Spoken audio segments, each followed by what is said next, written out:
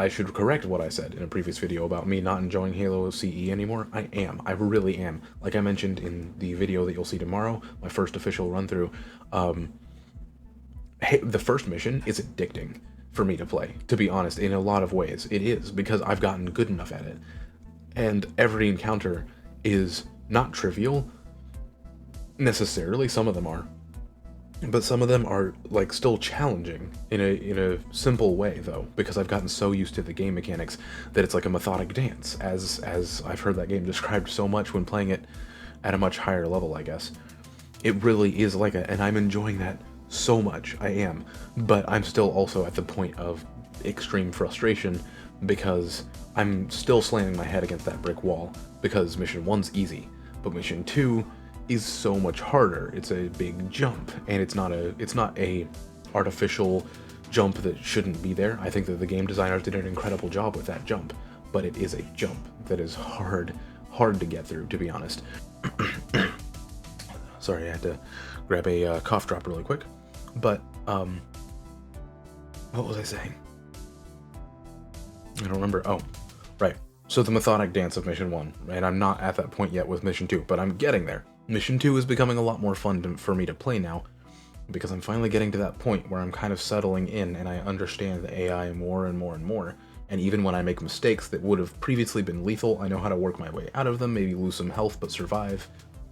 I don't know, it's just... I had a realization today, while I was doing this first run-through, that I am actually making progress. As frustrating, as disappointed as I have been in myself the past few streams and attempts and practice runs that I've done every single day of this game, as frustrated with myself as I have been, feeling so incompetent, I realized today that I really am genuinely getting better, because mission 1 is so much fun for me to play, and mission 2 is getting that way, and the beginning of mission 3 is that way as well. I would say that the beginning of mission 3 is a section that I know so thoroughly at this point that I win more often than losing. I mean, it's becoming pretty consistent for me to be able to get into the ship, unless I'm just in a bad mental state or not warmed up. It's becoming pretty consistent for me to be able to get past the first encounters of that game, or of that mission. Mission 5 didn't go very well. I tried practicing that today, or yesterday, on stream. It didn't go great. Actually, I shouldn't say that. It went fine. I just didn't really accomplish much on stream, from a stream perspective, which is why I want to stop practicing these things on stream, because from my perspective, it was actually very eventful. Because not only did I get slightly better at the game in general, I learned more about frag grenade physics because I was forced to use them in the beginning of the mission, and I don't typically use them that often. I just stick to plasmas. So I began to become more comfortable with frag grenade physics, and also I began learning the encounters. I got through the first like 6 or 7 encounters, which is more progress than I made on my first day of mission 2, I might add. I made a lot more progress than I did on my first day of mission 2. I got through like the first 7 encounters, and I was able to do like the first 5, maybe 4 or 5 consistently, up to a point, until I degraded and I got really tired because I'm also very sick. Very might not be the right word anymore, but while I was streaming, it got to a point where I felt awful. So I degraded and I couldn't even get past the first encounter, which is just like 4 grunts and 2 elites, so that says something.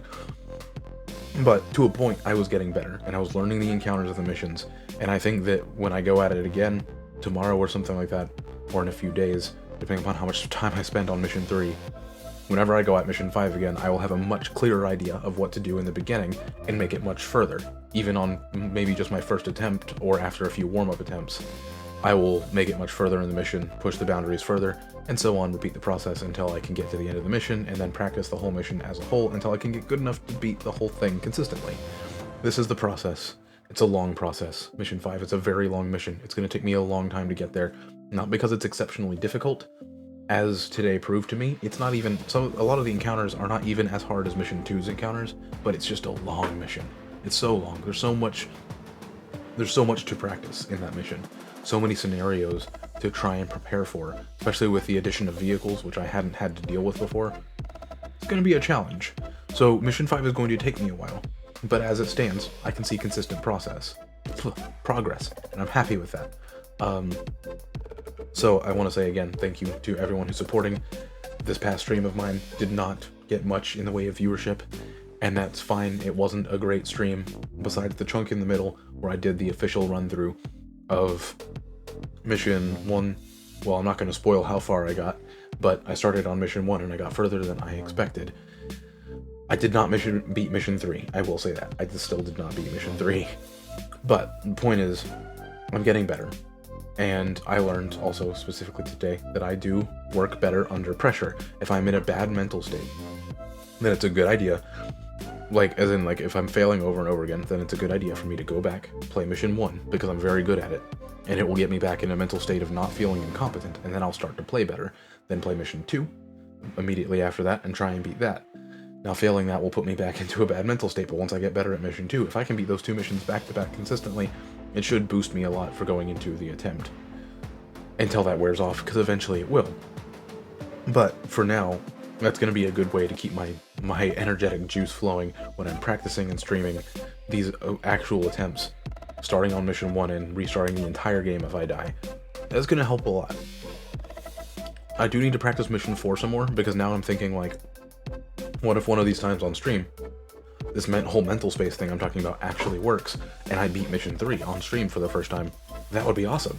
But then I have to do Mission 4. I haven't played Mission 4 since I beat it, and that was like 2.5 weeks ago. So I have to go back to that mission and revamp my memory of it, because I don't want to get my ass handed to me when I go play that mission again, which is relatively easy. It's just long. Again, there's the challenge. The longer the mission, the higher the chance of me dying over the course of the whole mission. That's one of the reasons why the first mission is so easy, because you can beat it in less than 10 minutes consistently. Anyways, this video has been a lot longer than I expected it to be. I might even split it up into 2 videos. So, actually, I think I am going to do that. One about Halo review, one about general updates. So, I just don't like making these vlogs super long, because I don't think that anyone cares enough to have the retention to watch a, 13-minute vlog?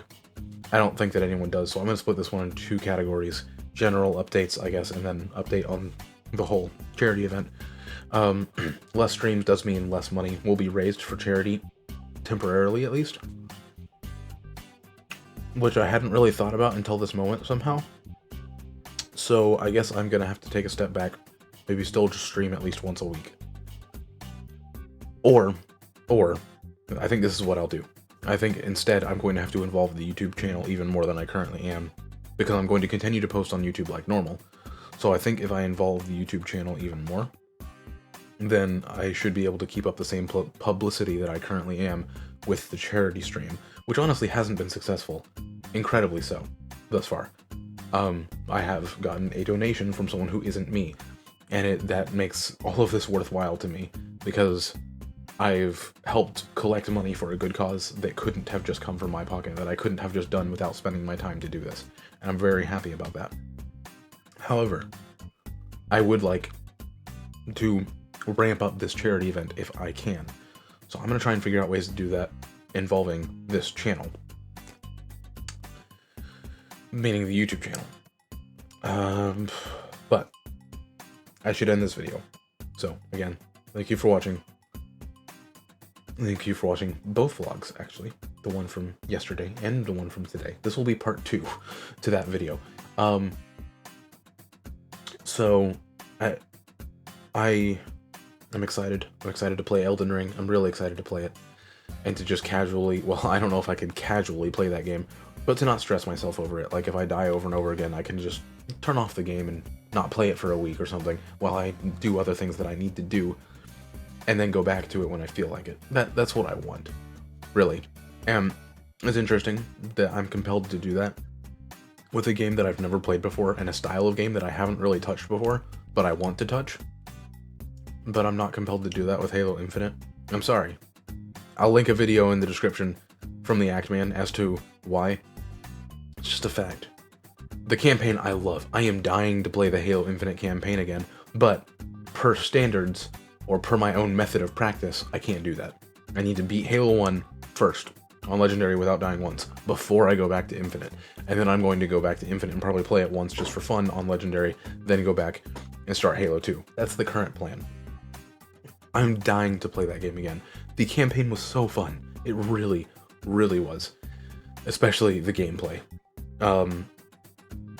But Again, per my own practice standards, I can't do that because I'm focusing on one Halo game right now, and one only. But Elden Ring, I can play. Also, Halo Infinite's campaign, Halo Infinite's multiplayer, not interested. It's fun. It's fun as hell, don't get me wrong. But I'm less competitive than I used to be. When it comes to games, I'm enjoying single-player games a lot more, so that's my own thing. But on top of that, Halo Infinite just it's not engaging me enough because there's just a lack of content. But I'm not going to get into that in this video. I could make a video about that if you want me to talk about it, but I'm just going to link a video in the description from the Act Man. He says everything better than I would if I were to talk about it right now, or even if I were to script it out probably. So go check out his video if you're curious as to why I feel the way I do, because I think he says everything very, very well. I don't think there's many things that I really disagree with in his video that he made about Halo Infinite testing his patience, specifically the multiplayer. That's all I have. I've tried to make an outro like 3 times in this video and failed. This is the final outro. Thank you for watching.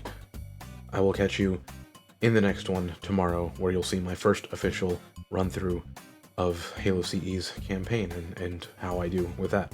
Again, I did better than I expected. Especially having there being the fact that I only beat the second mission once before doing that run-through. So anyways, back to the real world with you.